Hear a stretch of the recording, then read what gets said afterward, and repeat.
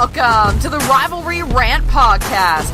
It's the Kentucky Wildcats versus the Louisville Cardinals and everything else in the world of sports. And now, your hosts, Josh Conder and David Smith. Let's get it on.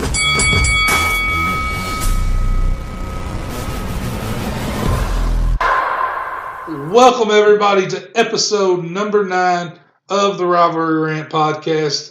I'm your host, Josh Conder, back after a couple weeks off for some vacation time, accompanied by my co-host, David Smith. David, does it feel great to be back in the Rivalry Rant studio?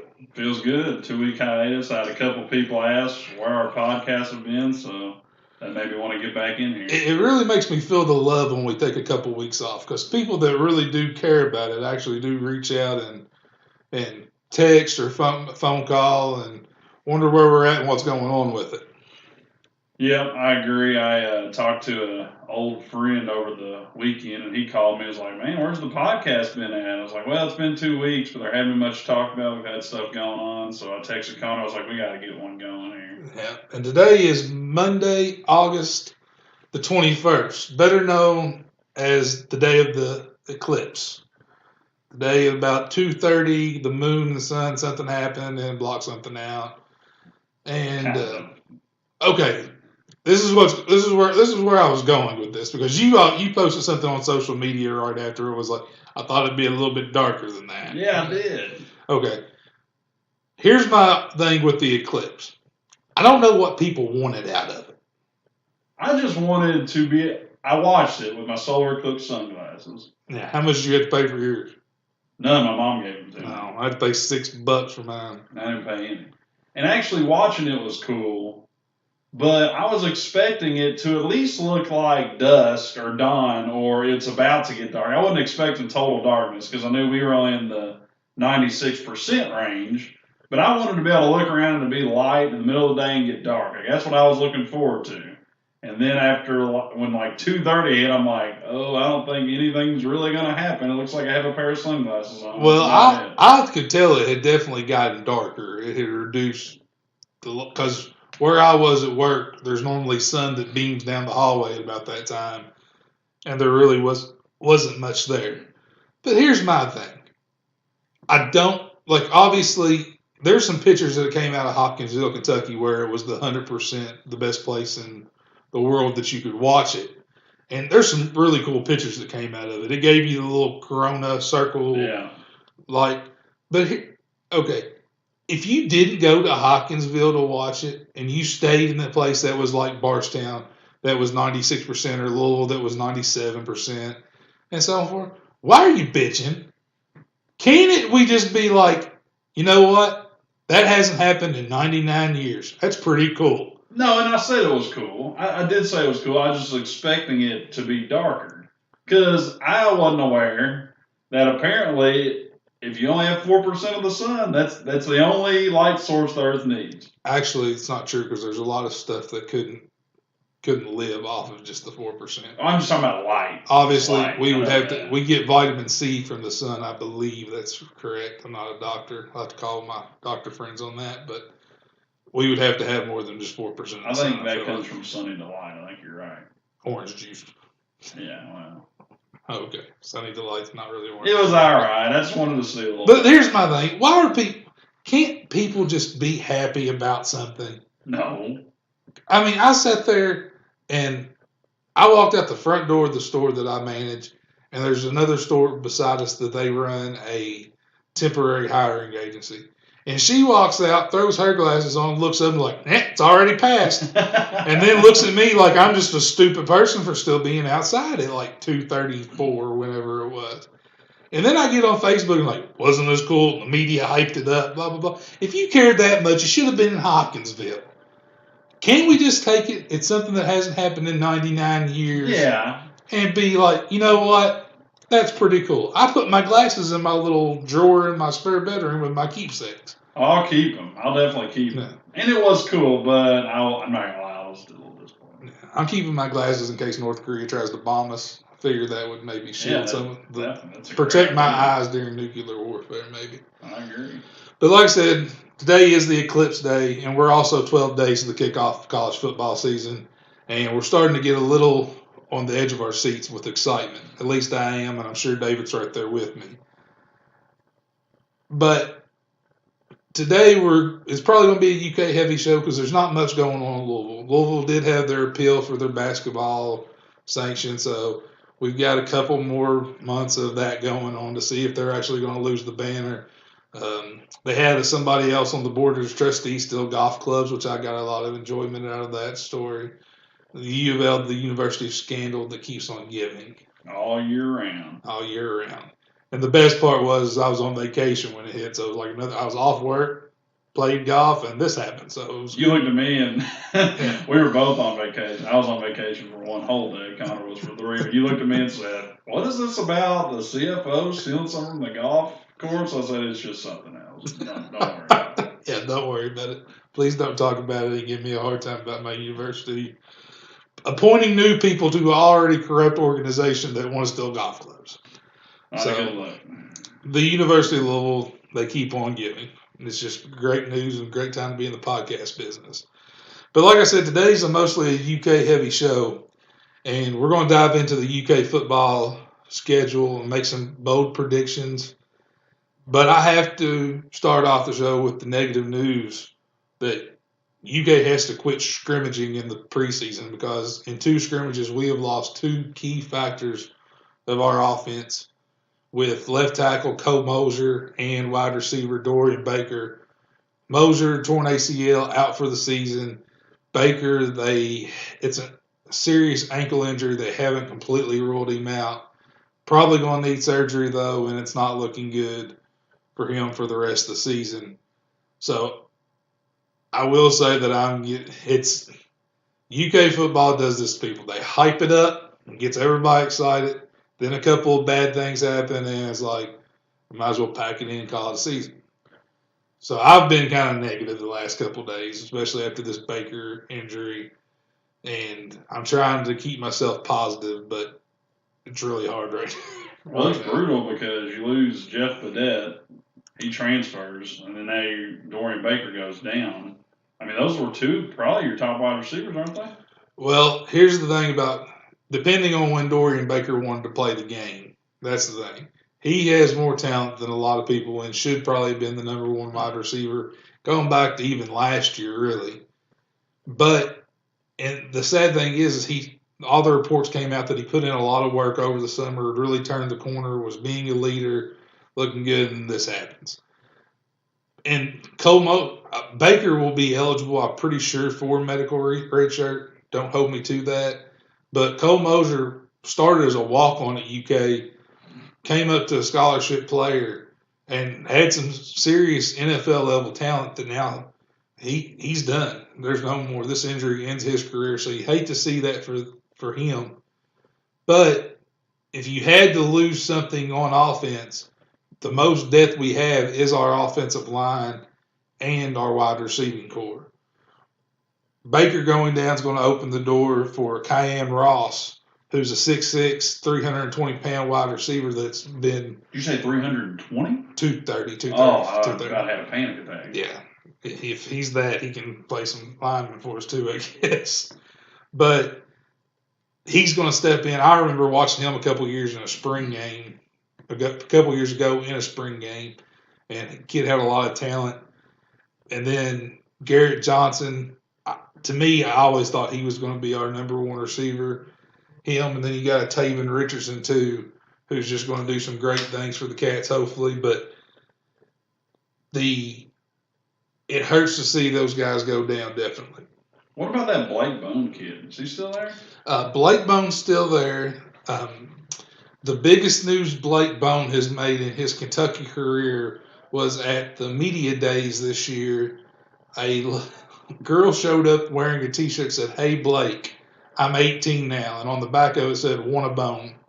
Classic. Yeah, so classic. I guess he's got it going on with the ladies. I thought he was real talented. He just never developed. Well, I think he still plays some, but there's so much depth there. I mean, it's hard to get more than 3 receivers on a field. So, hands down, probably our best receiver. He is shown out in a lot of games, And then with what you would hope that was going to be Dorian Baker there, Dorian Baker, the touchdown maker, which I'm so sad because I was ready to say that all year long. This is a pretty good phrase. Yes, it was.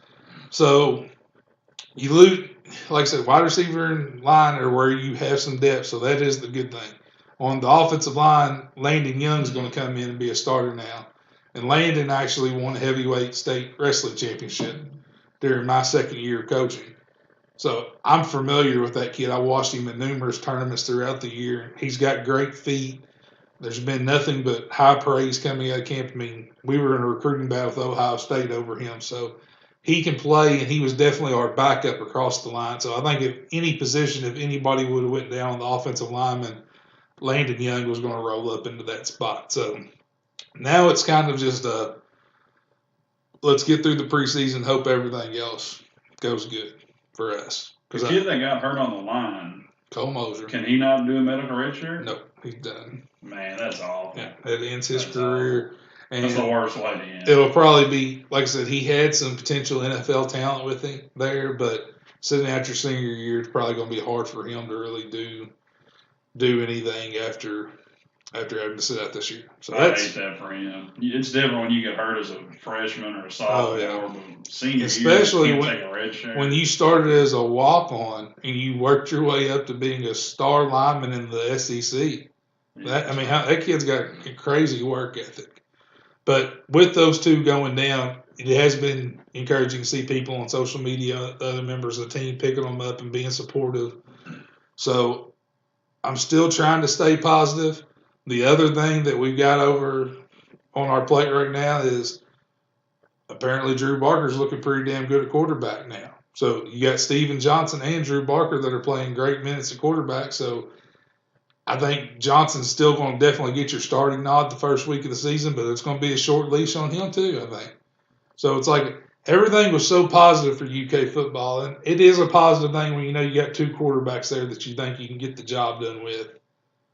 But it's like a couple of little things fall apart, and then it's like a wheel just keeps going. So I'm hoping things mellow out for us. Drew Barker, huh? Throw him out there. The reports out of practice are Drew Barker and Steven Johnson are both completing about 80% of the balls that they want to see them throw, but Johnson offers more of the rushing game. So I think Johnson's probably better leader. Yeah. Barker, if anything, is probably one of the most well-liked people in the locker room now. I think he had a lot of trouble when he was first got at UK, but I think he's grown out of a lot of that now and really turned the corner. Is he a junior this year? I don't know. No, he's probably a redshirt junior. Okay. Redshirt junior. So he'll probably start next year. He came, I wouldn't say that. Not if, I don't know who will start next year. You got the talented freshman. Yeah, we got Jaron Williams coming in. Gunnar Hope's a pretty damn good quarterback too. So UK football is notorious for loving the backup quarterback. So everybody is. Man, you gotta keep that rolling anyway. But in other UK news, let's get all the depressing stuff out of the way real quick. Boone Williams cut by the Bengals, but today he was picked back up by the Denver Broncos. Only chance Boone has making it in the NFL is probably being a returner of some sort. And I think if he would have came back to Kentucky, we might have been able to use him more in that role if Stoops wasn't selfish and worried about him getting hurt. But this question was brought up on a talk show today. I'll throw it to you, David. There is no D League for the NFL. The only options are Canadian football or the NFL. So would you mind seeing it if somewhere down the line that these undrafted kids would be able to come back to college? I don't know. I mean, how long in the process before they had to make that decision? I wouldn't mind testing the waters like they do in the NBA. Well, are you saying if you don't get drafted, like you can? If you went undrafted and didn't sign an agent, would you mind the player coming back? I don't know, just because there's 7 rounds. I mean, don't you have a pretty good idea before going in if you're going to get drafted? Well, you always think that, but then the team that's really high on you, somebody falls to them with 7 rounds. There's more. You don't know what everybody's going to do. Yeah, I don't know if I'd have a problem with that. I think they had to put some kind of stipulation on it. I think college coaches would hate it because it would be hard to figure out their roster turnovers. Yeah, because at that point, I feel like everybody would declare. Because why wouldn't you? I mean, that's true too. But to me, that was just something they posed today, and their biggest argument was that college coaches just would never go for it. But it does suck seeing a kid that they're probably going to end up hanging out there in the water. I don't think he's going to make it at Denver either. They got a pretty solid running back core. But like I said, I think his role in the NFL, if any, is some type of returner. I'm surprised he's not going to make it. When I watched him play, I just thought he was a beast. He always played good against us. Yeah. I mean, he was like the number 4 all-purpose back coming out of high school and was very talented, don't get me wrong, but I think there was a lot in between his shoulders up there in his head that kind of held him back. At one point, he had actually quit the team, and then so there was always some team issues there. And the same thing goes with Jeff Badette. I heard some stories about him that kind of really shocked me, that he wasn't actually the easiest person to get along with on the team either. So those guys both now gone. So we'll have to see. What happens. But I'm pretty sure that's the only. Is that all my bad news? Yeah. So we're done with some bad news. And week 1's coming up for the college football season. So David, we're going to do a little game throughout the season, hopefully, and we're going to pick. You have to pick against the spread and the over/under in all UK games. And you get a point for both, and whoever has the most points at the end of the year gets some bragging rights. All right, I'm in. All right.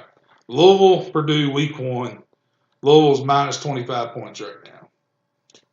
What do you think? I'm going to say we won't cover the spread. So you're taking Purdue in the points. All right, and you got an over/under of 69.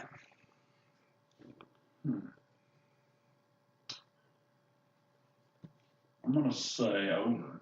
Okay. So you got Purdue plus 25 and the over. And I'm going to say the under, and I think Louisville covers, so it'll be either one of us will get them all or actually, never mind. That's not right. Bad math. I'm taking Louisville to cover the 25 on that. Got faith in the Cards. I have faith in them, just opening day, jitters. Well, Lamar, I don't think the Purdue defense is all that, so Lamar surely should be able to run on them a little bit. I'm hoping the Cardinal defense is better. You know, you guys all offseason have been Mike Summers. Do you know he has a lot of UK connection? No, I know he was at Florida and he was at Louisville in Trino's first year. He actually coached at Kentucky with Joker. I didn't know that. Yeah. What years? I'm not sure the years. When Joker was the head coach. When Joker was the head coach, and then he ended up Florida. And he's also the son-in-law of Joe B. Hall. Oh, there you go. Yeah. If he puts a offensive line nearly as talented as he did in his first stint at Louisville, I don't care. Yeah, hopefully they're a lot better than the Joker Phillips offensive line. That's all I got to do. I hope. So maybe you find a happy medium there. But anyway, for the Cats in week 1, they are 10.5-point favorites and the over/under at 60. What do you got there? Who are they playing? I don't even know. Southern Miss, man. Come on. Okay, yeah, because is it at Southern Miss this year? Yes, at. Because it was at UK the first year. Mm-hmm. I'm going to say UK doesn't cover. So you're taking Southern Miss in the points? Yeah. Okay.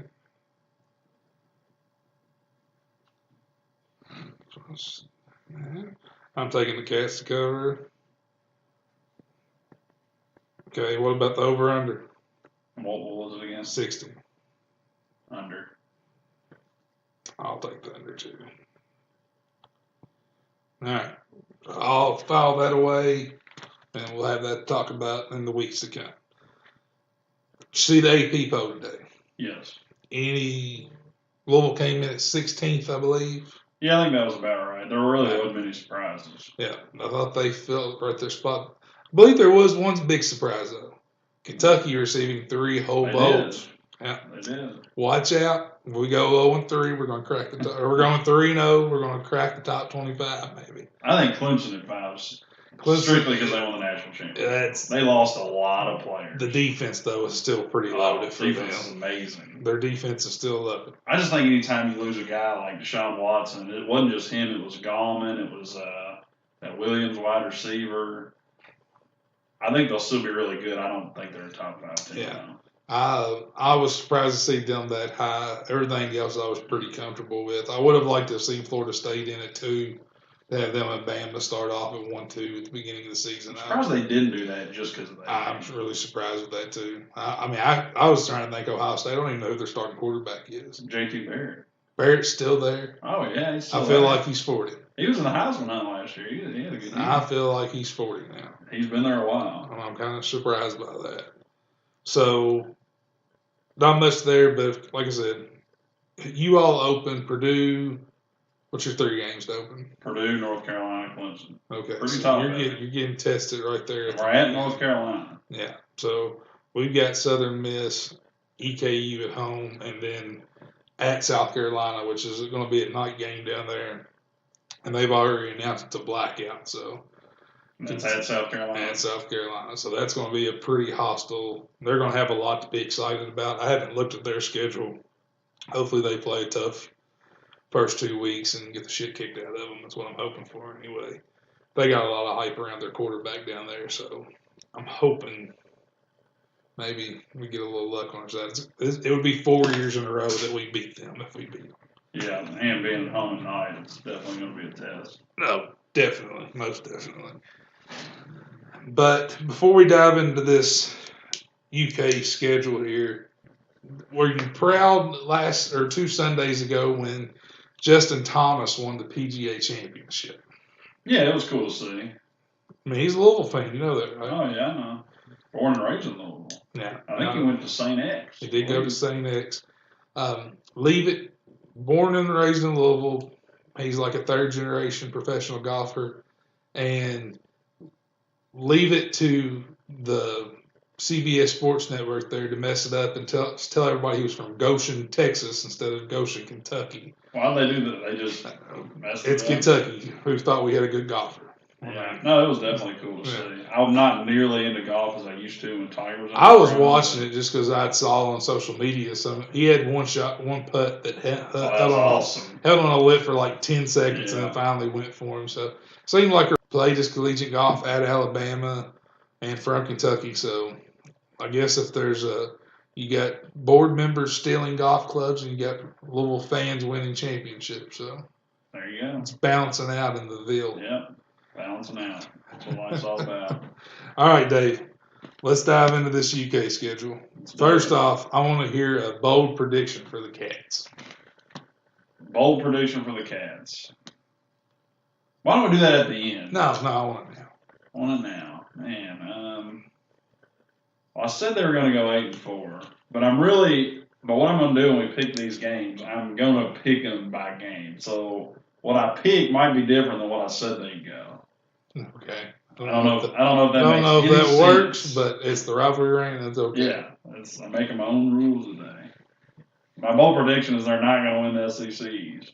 Well, I don't think that's very bold. I don't know. I think they have the potential to beat a Florida or Tennessee this year. I can make that bold prediction. So you're saying upsets either Florida or Tennessee? I can see that. Neither squad, I don't think, is that great. I said early on this is the year Florida gets beat, so I'm sticking to that and hoping and praying.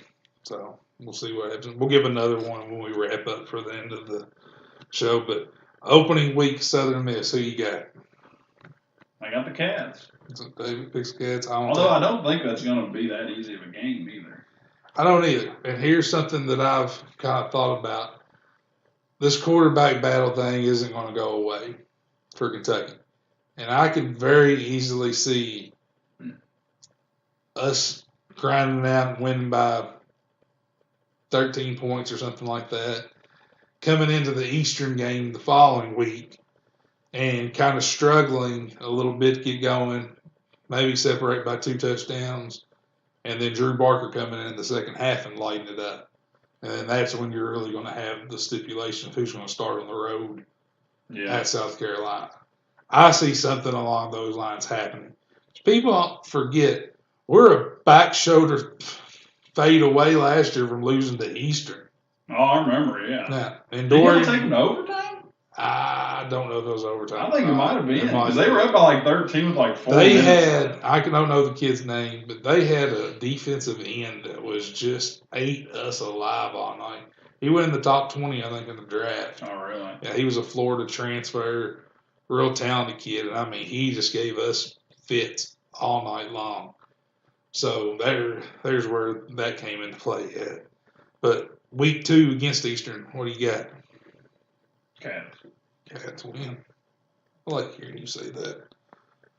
At South Carolina, first road game. Following week. I'm going to go South Carolina. So you're having us drop that one. Night game at home. I think it's going to be tough. I am going to say a loss as well because if Kentucky football starts the season off 3-0, we might as well just not play again because that's as good as I think it'll ever get. They did that, didn't they, a few years ago with tolls? It was something like that. No, we've always been like 2-1. What was the We year started that y'all were like 5-1? 5-1. Okay. Yeah. Yeah. And then lost out, didn't make Yeah. ball. Yeah, that was awesome. Good time. Florida at home the following week. And here's the thing. Kentucky starts the season 3-0. They'll probably be ranked. There's not many good games going on that week. If they start the season 3-0 and Florida is 2-1 or 3-0, which I think Florida might open with Michigan, not 100% sure. I got to look at Florida's schedule because I think based on their schedule is who I'm going to pick in this game. I'm pretty sure they play Michigan the They opening do. week They play of the opening season. week. And then they would never play another conference game the second week. Michigan, Northern Colorado, Tennessee, Ooh. Kentucky. Ooh. Yeah. Well, don't want to dive into Florida's schedule, but if both teams start 3-0, that's your 3:30 game that week, and probably maybe potential chance to be college game day. I'll be shocked if Florida starts 3-0. I don't think they're beating Michigan. Okay. Well, it might be. It's at Florida though, isn't it? Yeah. Or is that I'm pretty sure it's at Florida. okay? Or is that Chick-fil-A thing where they play? Good call. It could be that too. Listeners can really tell we did some research on this topic. Yeah, I'm looking it up. I don't think it's AT&T Stadium. So they're playing in Dallas. Yeah. Okay. So neutral field game there. That's going to be a fun game. Yeah, that'll be a one to watch. But anyway, I think Florida is at least 2-1 to start the season. I don't see them losing to Tennessee. I think they've got enough talent on defense to hold them up there.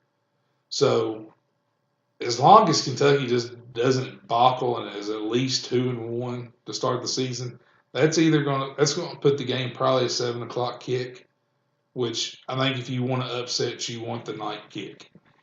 Yeah, I think so too. You want to give us fans a chance to get up there, have our beers, get a little rowdy. Is there a spread out for that game yet? There's not a spread out for that game. Okay. They won't release anything yet. I think I'm taking the Gators. What's it been like 30 years in a row? We haven't beat them since I've been alive. Okay. So. It's just hard to pick. Yeah, I know. David's taking the Gators. I'm going Cats. Why? I don't know. You don't look confident in that at all. You said that as you were shaking your head. I've got 30 years of tears over, not even 27. So it's been, I haven't beat them since I've been alive. So it's got to happen sooner or later. Yeah, what was it? Was it 2 or 3 years ago they had a heartbreaker? Oh, 3 years ago we got screwed by the officials. Yeah, I remember that. Yeah. And what drives me the most crazy about that is me and 5 buddies were watching that game together, and Kentucky was like plus 1,000 plus 1,000 on the money line, and we all threw up $20 a piece and took it. So we were going to cash in if we won it, and I'm sitting there, I'm like, that's the game, and then they throw touchdown. Then we can't keep up. Was he out of bounds or something? No, the clock ran out. That's He didn't get right. the snap off. That's right. Yeah. And there's like 8 different angles that show he didn't get the snap off. And so, That's a shame. yeah, that won't hurt. Then you got Eastern Michigan the following week. Cats. Win-win there, both of us. Missouri at home. Cats. I don't know if Matty Mock is still there. I don't think so. He might be the most overrated quarterback of all time. Matty Mock definitely is the most overrated SEC quarterback of all time, but my Lord, he eat us up every time. Yeah, Who was there? They had another star wide receiver down there. Can't remember. They had that one kid that was a Dorial Greenback. Yeah, that's who it was. Yeah. He lit us up. So they're gone. The following week, we travel to Mississippi State. What they like this year? They might not be bad. Well, here's the thing. We beat them by a field goal at home last year. And all I've heard is this Nick Fitzgerald talk. Nick Fitzgerald, Heisman contender. He didn't impress me all that much playing us. I mean, he's a decent runner, but he never lit it up like the surprise. I don't even know if he was their starter the whole season last year. Yeah, I don't think he was. I think he came in. Dan Mullen had after they had played a game, somebody asked who they competed with to recruit Nick Fitzgerald. And Dan Mullen is smoking a cigar, and he takes a big puff of it, and he said, "Recruit Nick Fitzgerald? UT Chattanooga." So it was either UT Chattanooga or Mississippi State for this kid. Oh, that's it. So, and we go to Mississippi State, so I can see it being a loss. But I'm not aboard the Nick Fitzgerald hype train like everybody else. Yeah, I haven't seen enough to play to know. They beat Texas A&M last year, and he looked good in that game. Yeah, but we beat Mississippi State last year. I'm going Dogs at home. Well, your 8-4 is going to. I told you that I'm going game by game. We're really going to turn it on at the end of the season for you. So I will. I'm going to say we drop that one too. So you got us at 3-3 halfway through the season. I got us at 4-2 halfway through the season. Tennessee at home. I think I'm going to go Cats. I think you're going to beat Florida or Tennessee. I was about to say, you've already said that we was going to upset one of them. No, so yeah, I think you'll beat one of them. Yeah. I'm going to say we win that one too. Why, I don't know. We haven't beat Florida in 30 years. We beat Tennessee one time in 30 years. So why the hell not beat them both in one season one time? Might as well. Yeah, I'll have to get a much bigger picture than the one I have on my wall over there to commemorate when we beat the Tennessee. That's my favorite picture. Beat them 10-7. They were 5-7 that year. Yeah. You got a that's a friend. That is something that's UK lore for me because the story goes is I had 2 tickets to the game and a buddy of mine called me and said, "Hey, I've got a ticket for you on the second row 50-yard line." It's like, wow. So we traded my 2 tickets in his parking spot or parking pass to get a parking pass that was close to people I was going to tailgate with. And the funny story is another guy that was going with us, they were like, "We can't put him I don't want him to sit by a stranger on the end because he'll be drinking heavily." Well, I was like, "Well, man, don't worry, I'll sit on the end." Well, we were 5 minutes of the game and somebody's behind us said, "Somebody smells like bourbon." At that time, it was like 2-10. I was the only one standing up clapping. And the guy who we thought was going to be the drinking problem turns around and looks at the guy and says, "I'll give you 2 guesses who it is, and the first one don't count." And then I was actually on the field when we rushed with 7 seconds left, and Tennessee was throwing the Hail Mary to the end zone. So thank God nobody caught it because it was not. I wasn't getting back up that wall. It wasn't going to be pretty. That could have been another LSU. Yeah. Oh, but with just me. Just me. There was a lady beside me. She was dressed up to the nines and everything. And with about 15 seconds, she looks at me and says, "Honey, I'm just going to get out of your way because I got a feeling you're not going to be here very much longer." I was like, "Yes, ma'am, you're right." So it was a good day in Lexington that day. But then Ole Miss at home. This game is kind of turned now with Hugh Freeze and his escorts. So you got to think, what if Hugh Freeze was still there? You think he would have hit up Catino while he was in town? Well, did Catino move to Lexington? Well, I mean, it's only an hour. I would probably say he went the more higher class. I would probably say that Catino would travel. Now he's calling up Catino. I think he's got a little bit more money. Who's We winning? won't go down that rabbit We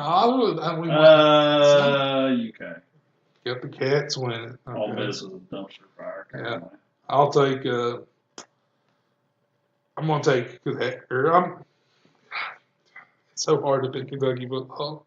Yeah, I'm struggling. I'm struggling picking Kentucky winning this game. I'm gonna say we win that game. But the conference is down too. Conference is down for sure, but we're about to get into like Vandy, which I think the Cats lose that one.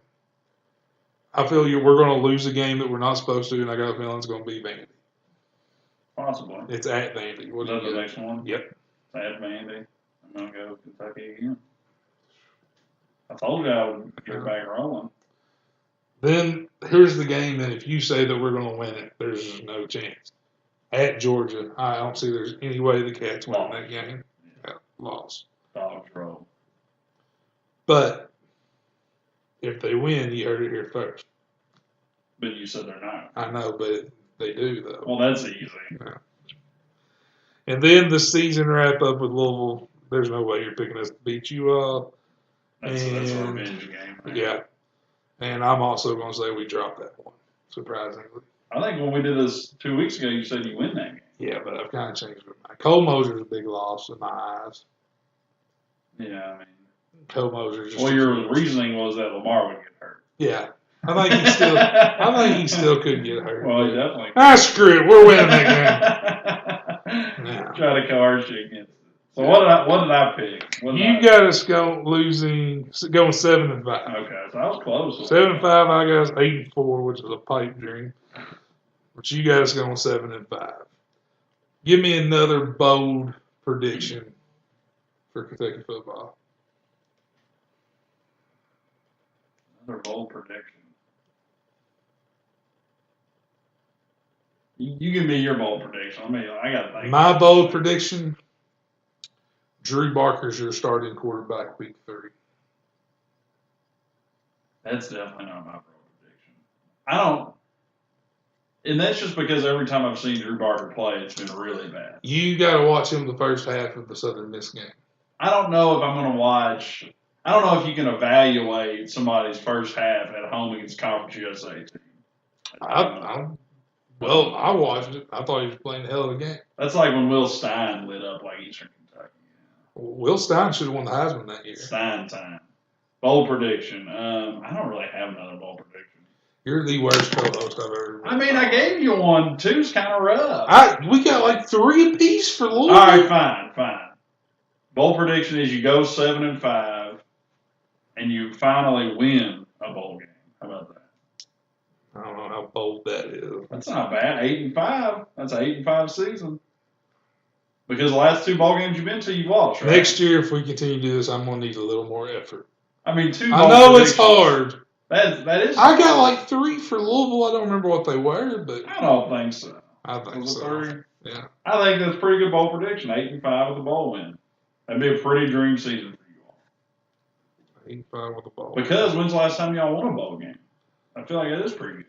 Well, we won the Governor's Cup, so that's the equivalent. No, I'm not even making fun. I'm legitimately wondering. Oh, hell, I know. Back to Richard Brooks years. Yeah, I mean. So, did you see where Joker Phillips came out and said he didn't have enough time at Kentucky?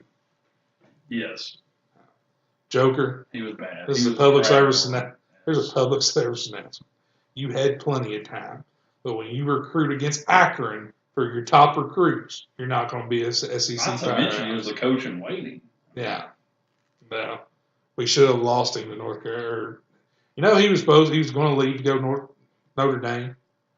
As a head coach? As the offensive coordinator. Oh, really? He was a great offensive coordinator, though. I can't bash him for that. Where is he now? He is now at Cincinnati as a wide receivers or quarterback coach, one of the two. I believe. Yeah, he's not even offensive. And he's recruiting against us now. Yeah. Yeah, bashing us. Who's the Bearcats head coach now? Oh, hell if I know. Tuberville's still there? No, he stepped down, I'm pretty sure. I don't know. Who is your dark horse for the national championship? Well, I'll say this: out of the top 5, who do you think could win it? Out of the top 5 teams in the preseason, who do I think can win? No, all 5 of them. No, I'm saying you can't pick anybody in the top 5. It has to be outside of the top 5. Let me pull up the AP here.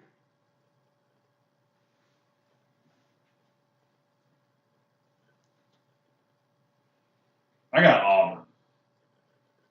I think they can win it because Malzahn has done amazing things with good quarterbacks, and they got that That's Shipman true. kid from Baylor, and he's supposed That's to be true. really good.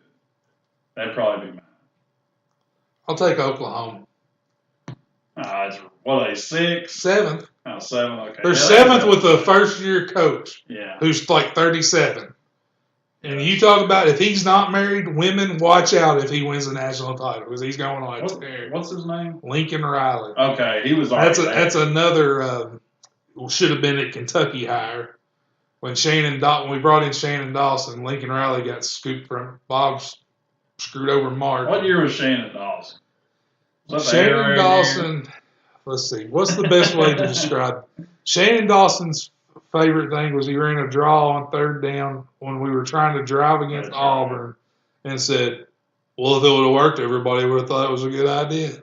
No shit. Who was the coach the Kentucky U of L game at U of L? Kyle Bowling came in, hero, and y'all were driving down the field and 144-40, and on like 3rd and long, maybe 4th and long, they did a quarterback sneak. That was Neil Brown. But Neil Brown, for his in his defense, he did get asked about that afterwards, and it was actually a quarterback option. So really, you go back and put that on Toles. Okay.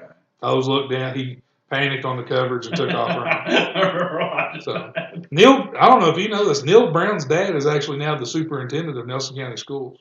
I did not know that. Really? I'm just throwing you knowledge all day. Yeah. I didn't know that. Yeah. He was actually the athletic director at Bethlehem for a while. Went to Marion County and served as an intern principal for them last year. Now he's being our intern. So is Neil Brown from Kentucky? Neil Brown is originally from Danville. Yes, I didn't know that. Boyle County. Why is it that he went to Kentucky as offensive coordinator, went 2-10, and then Troy hired him as their head coach? I never understood that. He is the. You got to think, man. Those schools like there, you have to run some kind of scheme, and he is technically an offensive mastermind. He is? David, I don't know if you completely understand the level of talent he had at UK when he came in. Yeah. How long was he there? 2 years? I don't know. I think it was 2. I think he was. We're going into the 5th year, Stoops. Yeah, he was there 2, and I mean he's a great recruiter too. Hell, he's done really good at Troy too. Yeah. Yeah, he's a hell of a football mind. That air raid, I think, it just works really good for gimmick schools that are smaller schools that need a gimmick offense. Yeah, I can see that. So I can't bash my man Neil Brown because technically his dad. You always did love him. I do like Neil. He was a Kentucky guy. If Neil continues to have success at Troy, I wouldn't mind if Stoops left looking at it. I don't know if I'd leave Troy for you guys. I think you have a better chance of winning Troy. Yeah. You have the negative mindset of the people that were bitching about the Eclipse day. So that just wraps that all up really nice and neat for me. After I buy you a nice antique Louisville lamp. That is an awesome lamp. Yeah. That is an awesome lamp. So, anything else going on? A lot, but has nothing to do with sports. So I guess we're done here. A lot of, hopefully the race riots have secluded because went on vacation and there was a race war in Louisville, had a guy steal golf club. That's what I was in the news. Man, I had a friend that posted a funny meme, and it was a picture of Forrest Gump. And said, all of a sudden, everybody was mad at the statue. Yeah. So hopefully that's why I was just kind of hoping maybe the Eclipse would be something everybody can be like, Now more complaining about but no. Nothing's ever positive. It was only 97% in Louisville. Wasn't that cool? Media hyped it up. Fake news. Damn liberals. But anyway, that concludes episode number 9 of the Rivalry Rant. We'll hopefully be back in here next week to talk football. We got a fantasy draft this weekend, David. We do. Saturday morning, 9 a.m., which I didn't think that would ever be a time of a fantasy. That's when you know you're getting gold. Are we cooking sausage biscuits? I'm probably going to do hate orange. That's probably a pretty good idea. Yeah. Or I might look into the 150 sausage biscuit. I don't know. 9 o'clock's going to be a little early for a fantasy draft, though. Let's do it. You got the number 1 pick, don't you? Yeah. Who you take? Le'Veon Bell. Even with the 3-game holdout possibility? Nah, he'll be back. Yeah, you better hope so. He'll be back. So it'll be interesting. We'll be back in next week, talk about our fantasy draft, see where that ended up, and then we'll be counting down the days just like everybody else. So until next week, go Cats.